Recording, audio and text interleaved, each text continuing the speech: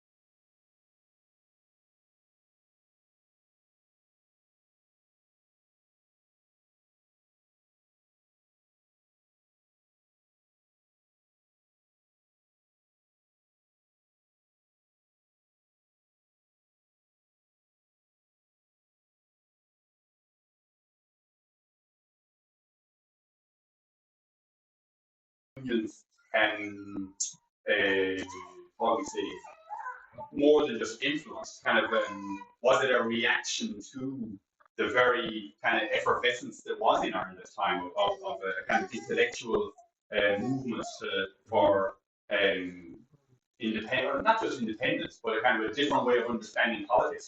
Was the Act of Union a kind of a reaction against that? Probably was. I suppose, yeah.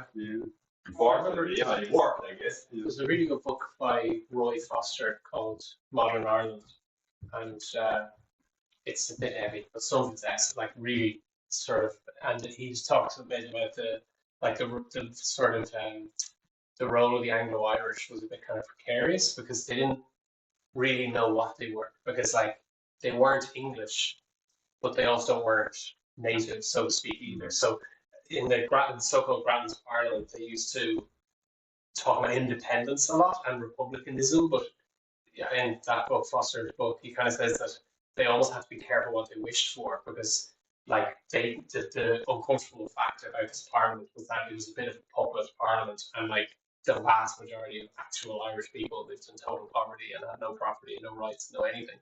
And so like where their loyalties actually lay was difficult for people like Grattan, these idealistic ideas. The actual consequences of them were, if you were to just suddenly let all the Catholics in, it would be chaos for them too. So it's all about religion more than like states, like national identities. It's a terrible. I was going to say it's interesting. It's terrible, and I was going to say it's obvious, but what happened after 1916, 1921, 22? The Protestants were essentially driven out in most of the country. I mean, like it's terrible, really. You know, like the I don't know, the repercussions of kind of full independence. You know, they were rightly concerned. I remember doing a tour of the Liberties once. There was a big weaving, lots of weaving going on around the just off behind Patrick's Cathedral, and one of the things that led to them being looking for more independence from Britain is because so while you had a parliament here, you couldn't set there were being foreign policy or anything like that. That was done by the parliament.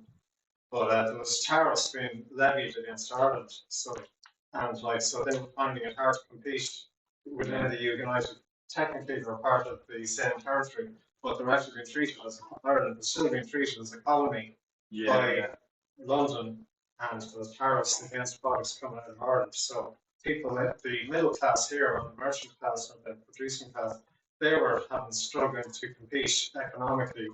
And there was economic reasons for it as well, wasn't it? But it's true. Those economic reasons, like those kind of tariffs, you can impose them unilaterally. You don't need even if Ireland were to become independent. And even they were hoping then, hey, we can negotiate position of strength, we can do deals. We can trade with France instead of being restricted to trading with someone else. And then France might offer us. So basically, it was kind of like trying to turn both from feudalism into capitalism, basically. To try and have more free markets. So they were being forced to trade with Britain, but Britain was slapping tariffs on them. So there's stuff like that going on. Right. For independence, but as I understand it, though, the movement for national independence. I don't know if the Catholic Convention or the United Irishmen or any in the 18th century, whether they were really looking for independence or were they just looking for increased rights? It's pretty much opposite. My understanding, anyway. Like even Sinn Féin, when they were set up in the late 1800s, they were looking for a dual monarchy situation, but it'd still be in the United Kingdom. They certainly weren't looking for a republic when they so. Right. Like Republicans were always a kind of a fringe or a minority. Nobody really wants to break away from the crown completely. Or very few people did. And actually, I tell you an interesting one. I'm actually a barrister in real life, and I for a while I was working for the court service, and we used to do tours of the when visiting, and actually it's very interesting. Ukrainian judges would visit from other jurisdictions, and for some reason recently there were, or like 6 months ago, a lot of Ukrainian judges were visiting and trying to create connections with judges in Ireland. But one interesting thing was how the Battle of the Four Courts. The way the Four Courts was destroyed in early 1922, or well in June 1922. But and that only happened totally by accident. Because and it was the beginning of civil war. But it only when they originally all to say about how kind of movements happen accidentally, that when they originally occupied the Four Courts, it was really only meant as a negotiating tool against as it was in the national government at the time, and then just because of jigs and reels, there was pressure put on the Irish government to get the rebels out. And so they bombarded us, and it only took a week, actually. Churchill was kind of urging them to. Because what happened was there was a British member he wasn't a member of cabinet, but he was some kind of a senior advisor of cabinet who was assassinated in London, and by we're not really sure who, but Irish men at least assassinated him, and it was thought that it was by the IRA, by the opposition in Ireland. And so because they were occupying the Four Courts, the British would put pressure on the Irish government, clean out those rebels. They're after killing a guy in London, one of our members here. And so they did. They bombarded the Four Courts and destroyed it, and so began the Civil War. You mean, and it was only because if that chap hadn't been assassinated in London, it would never happen. You know. And one thing, well, I didn't on this whole topic, is one thing as well that kills me is in the, if you go to the forecourts now, at the back there's the what's it called, the Court of Appeal, and at the back of the Court of Appeal is what's the records office, and now it's this more this hideous modern. I don't know when it was built in the 70s, I guess, but it was originally beautiful building. Yeah, a really really beautiful thing. And if you get a chance to see the photographs of the inside of the old records office, it was something like old Vienna. You know, like a 3 or 4 tier high kind of ironwork terraces. You know, really beautiful building, and that was all destroyed in the destruction of the fort in 1922. There's a cheers from ours. I also say the only time bring it up to say how these events happen by accident. You know, so Irish republicanism wasn't as if it was a movement that was growing and growing all the time. Kind of came out of nowhere in the early 1900s. And the same with the Civil War. It didn't have to happen. It was only because of they had taken control of the forecourts, and because of this event in London, the pressure was put on, and then just bitterness arose after that, and next thing we had Civil War. So, it's probably the most tragic part of Irish history, I'd say. yeah, terrible. And the chap who I forget his name, who was in charge of the garrison, we say, in the forecourt, was eventually executed down in Bush, you know, and in Mulcahy, was it Mulcahy? Yeah, ended up being assassinated afterwards. So yeah, terrible, like, you know, tragic, and didn't have to be at all. You know what I mean? There's So, a new book out about oh yeah. Walled In by Hate, I think. And it's by Arthur Matthews, actually, who wrote Father Ted. Oh, Yeah. Wow. I think it's called Walled In by Hate, about Richard Mulcahy. He got killed then on his way to mass and like pretty grim stuff. And his famous story was best man, that the man who was best man at his wedding, this guy Rory something, and he was Mulcahy ordered him to be executed because they were on opposite sides of the Civil War. Best man.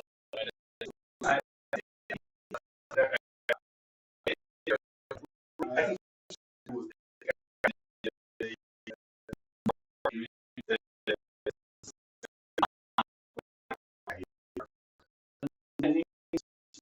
Jim was the army time. yeah, he was involved in Northern Ireland. Wilson, that sounds right. Yeah. But I'm thinking after the topic of the Tailors Hall, just to say how history happened, and you know. But that's it. I don't have anything else by way of information. If anyone has any questions or any points that worth mentioning? About those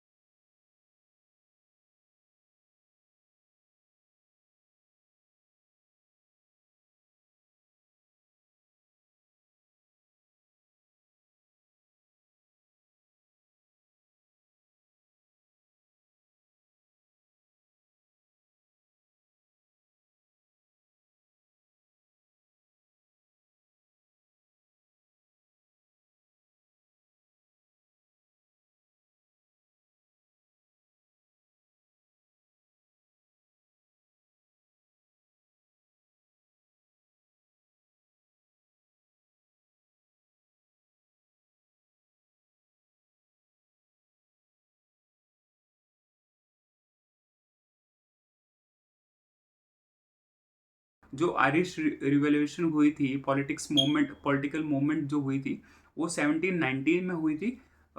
उस time पे Ireland के जो political लोग हैं, उनके अंदर एक जागरूकता बढ़ाने के लिए टेलर्स हॉल का इस्तेमाल किया गया था। जो रिवॉल्यूशन मीटिंग्स होती थी वो यहीं पे होती थी।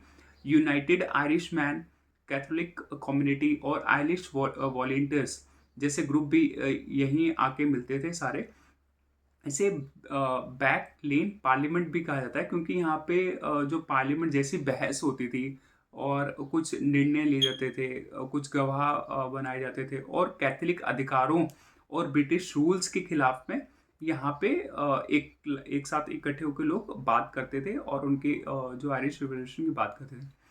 जैसे जैसे 19वीं और 20वीं सदी के अंदर इसको एक टाइम पे एक स्कूल के रूप में, फिर एक रिलीजियस मीटिंग हॉल के रूप में, और यहाँ तक कि कुछ सोल्जर्स भी आके यहाँ पे रहते थे, तो एक सोल्जर्स के लिए होते छावनी बना दी गई थी इसको। और 20वीं सदी में इसकी बहुत ही बुरी हालत हो गई थी। 20वीं सदी के जो मिड में आके खस्ता हालत हो गई थी इसकी बिल्कुल। बट उसके बाद इन्होंने जो नेशनल ट्रस्ट ऑफ आयरलैंड है, उसने इस बिल्डिंग को रिस्टोर करा, और 1960 से 1970s के बीच में इसको गिरने से बचाने के लिए ये नेशनल ट्रस्ट आयरलैंड है, उन्होंने शुरुआत की और धीरे धीरे से रिस्टोर करना स्टार्ट करा, और इसे हेरिटेज और कन्वर्जेशन हेडक्वार्टर के रूप में बनाया गया। अब यहाँ पर इन्वायरमेंटल, कल्चरल और पब्लिक इवेंट होते हैं। सो बेसिकली ये बिल्डिंग बहुत ही इंपॉर्टेंट है। आप लेकिन इसको एक तरह से हॉन्टेड प्लेस भी कहा जाता है, क्योंकि यहाँ पे अगर मैं आपको आज इसका बेसमेंट ओपन था, तो मैं आपको बेसमेंट का भी एक टूर करवाऊंगा इस पर, कि बेसमेंट में अगर आप जाते हैं तो आपको लगता है this is a haunted place, because वहाँ पे आप देखेंगे कि कुछ ऐसे जो ब्रिटिशर्स यूज़ करते थे, द डियर हेड था वहाँ पे, पिग हेड भी थे वहाँ पे, उनके सिंग वगैरह भी रखे होते हैं। तो बहुत ही ऐसा लगता है कि एक हॉन्टेड प्लेस में आ गए। बट आप टेलर्स हॉल में आप जाएंगे तो वो बहुत ही सुंदर है, बहुत ही एंटीक चीज़ें हैं वहाँ पे। वुडन बीम्स हैं, हाई सीलिंग्स है, हिस्टोरिकल फायर प्लेसेस बनाया गया वहाँ पे। So it's very beautiful. क्योंकि ये एक you can feel like energy of the people, because यहाँ पे आपको आयरलैंड के जो फ्यूचर था